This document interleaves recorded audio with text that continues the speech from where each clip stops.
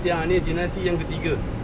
Daripada arwah mak mentua saya, pada saya, ni menantu saya. Sekarang anak saya yang ambil alih. Saya hanya bantu dia saja. Mana saya yang buat tepung semua, saya dengan isteri saya yang buat tepung. Maknanya dia orang ni pergi meniaga je. Urusan barang-barang meniaga memang saya yang siapkan. Tapi meniaga memang menantu saya punya lah. Saya bantu pasal isteri tak sihat kan. Anak saya tak sihat, saya bantu menantu saya lah. Mana urusan tepung ni semua, saya lelaki bini yang buat tepung ni. Daripada beli tepung sampai proses, sampai siapkan barang-barang ni, dia orang ni pergi meniaga je. Barang-barang ni saya yang siapkan.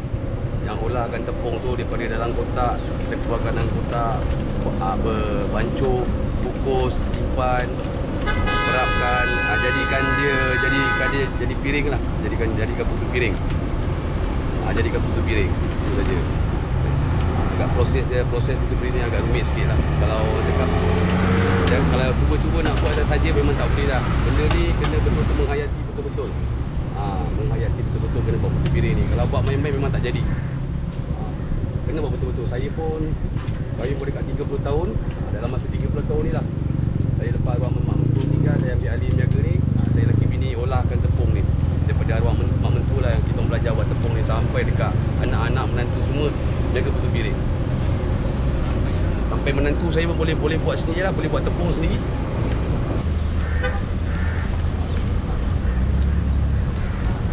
Tepung ni dah masak dah sebenarnya. Masak. Dia sampai sini kita nak cetak kena jadi ni dah. Masak.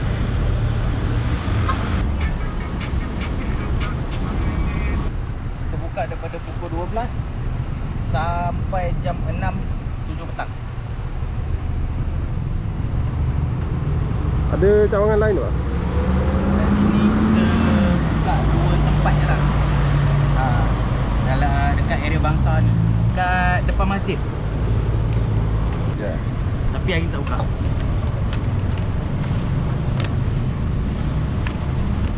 Kalau bulan puasa kita dekat Telawi. Telawi Islam satu Belakang masjid ni, belakang masjid. Waktu bulan puasa bazar. Oh, bazar Ramadan lah. Bazar.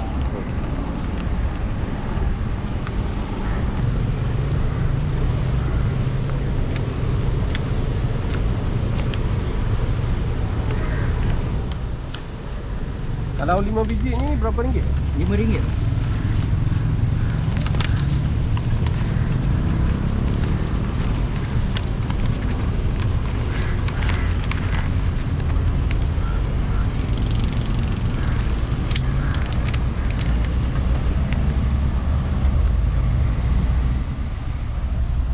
Satu set memang ada 5 keping. Oh. Dia takkan lebih, takkan kurang.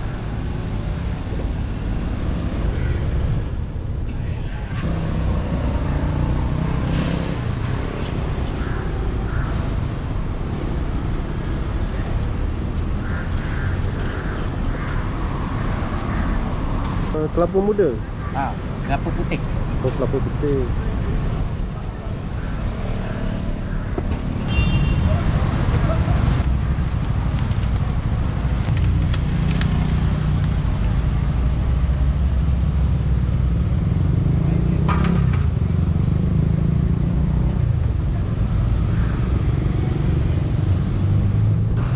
Bahan dia daripada tepung beras.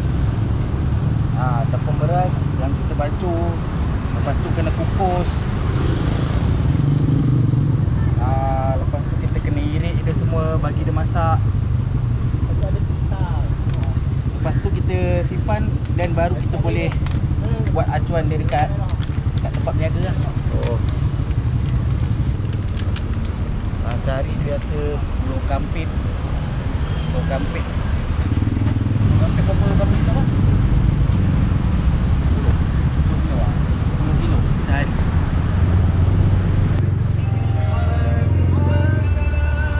Ya bang, tu piring. Satu set RM5 bang. Berapa set bang? Set ya bang. Tu piring. Satu set RM5 bang, ada 5 keping bang. Ada buat COD ke? Ada. Sampai ada?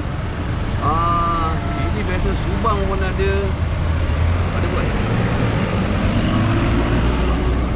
PJ pun ada. Tengok pada customer lah. Kalau customer nak nanti grab ataupun buat mana kata ambil lah dia. Ada order. Lepas tu kalau untuk tempahan event apa semua kita ambil juga. Macam biasanya kita buat dalam 500 keping ke bawah, kita akan hantar yang dah siap ke sana. Kalau misal kata order dia lebih daripada 500 keping, kita akan buat dekat tapak function. Kita akan cetak dekat sana. Misal kata kalau bawah 500, kita akan siapkan dekat rumah ataupun dekat sini, kita akan panggil runner untuk hantarkan ke sana. Hari-hari buka? Hari-hari buka, tapi bergantung jugalah. Tengok kadang kalau kita ada tempahan ke, ada order ke, mungkin kita tak akan buka dekat sini. Kalau cuti biasa, kita cuti hari Isnin.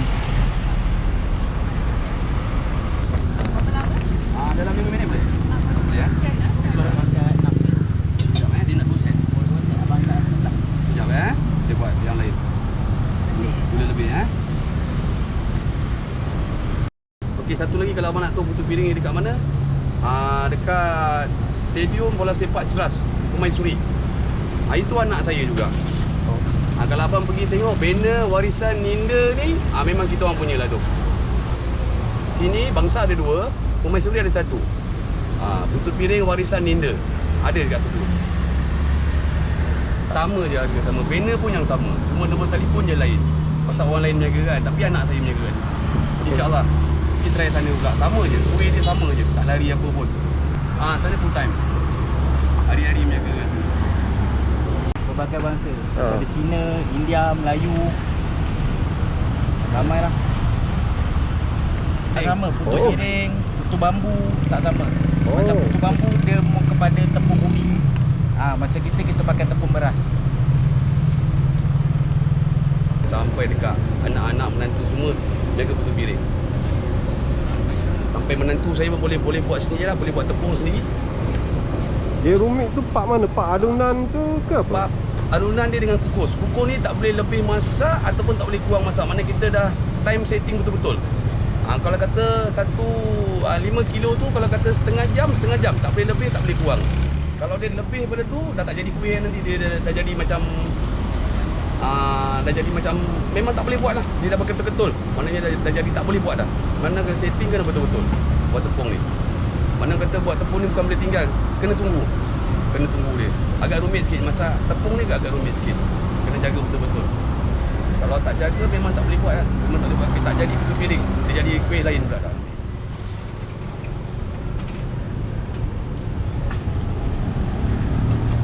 Rumit sikit. Putu piring ni rumit sikit. Dia manja, terlalu manja sangat.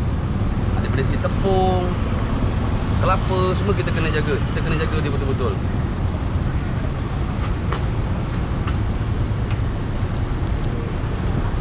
Lama masak, dia pasal tepung dia nak masak. Dia lebih kurang dalam 1 minit, 2 minit, kita dah boleh angkat dah. Kalau dah naik wap tu kan, maknanya dia dah masak tu. Lepas tu dia tak boleh lebih masak. Kalau lebih masak, dia naik air, dah jadi keras, dah jadi macam lembek. Tak boleh. Kita tengah kata dah 2 minit. 2 minit kita angkat. Confirm mesti masak ni. Lebih tak boleh, kurang pun tak boleh. Kalau kurang, dia tepung piring tak jadi piring lah. Dia berkecai. Dia kalau ngangam betul-betul, dia jadi. Jadilah piring dia. Yang sebenarnya putu piring. Hasilkan kelapa tu boleh? Boleh. Dan orang Dia lain kadang-kadang bergantung pada yang membuat tepung ni. Kadang-kadang tepung tak sama, ataupun dia ada pakai tepung lain, dia ada campur dengan tepung. Banyak orang campur tepung ubi. Macam saya memang 100% tepung beras, tak ada campur tepung lain. Kalau yang lain tu mungkin dia ada campur. Boleh rasa kalau putu piring yang campur dia ada rasa lain lah. Ada beza daripada segi liat dia. Macam kalau tepung beras ni kita masuk mulut dia akan jadi hancur. Macam kalau tepung ubi ni kebanyakannya kita kena kunyah dia bagi tempat betul baru kita boleh telan. Datanglah ramai-ramai. Rasa putu piring kita. Tak ada masalah.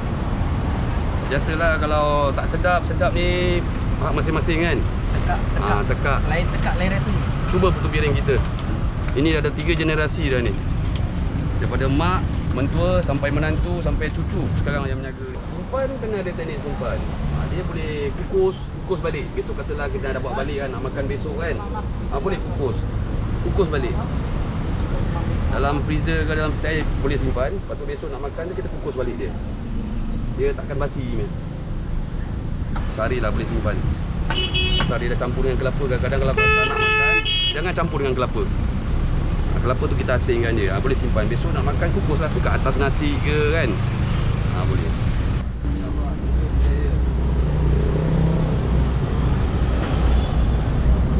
Ya. Putu piring je, putu piring. Okey bos. Okey. Jumpa lagi. Okey, Assalamualaikum.